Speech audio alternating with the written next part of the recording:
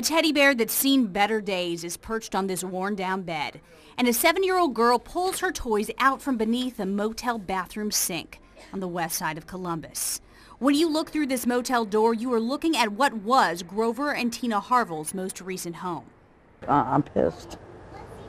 I'm pissed because how am I going to, I can only do so much. The Harvilles had little money to their name when they got a grant from a local charity to rent a house on Yale Avenue.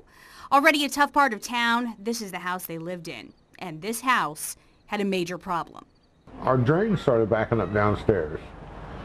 And we thought it was due to our washer, but it wasn't until we started seeing feces floating in the basement and catching a smell. They told their landlord, Michael Dennison, but they say he ultimately refused to fix this problem the right way through major plumbing work. They stopped paying rent when the stagnant water reached 2 feet high. This is a receipt for their last month paid. We lost all of my children, all of her clothes. We lost a washer. We lost a dryer. We lost all my wife's Christmas belongings. The little they had left is what you see in this motel room. They called code enforcement about the raw sewage, but at the same time, their landlord started the eviction process and had them set out.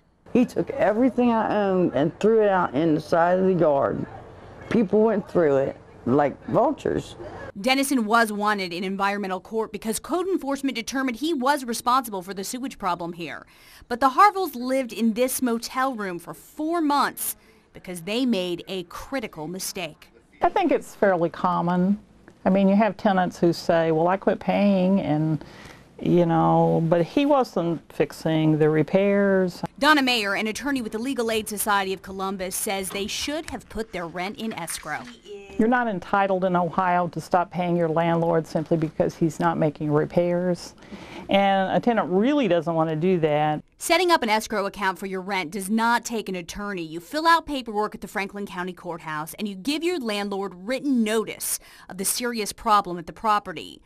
The Harvilles don't have any way now to fight what happened because they didn't do this.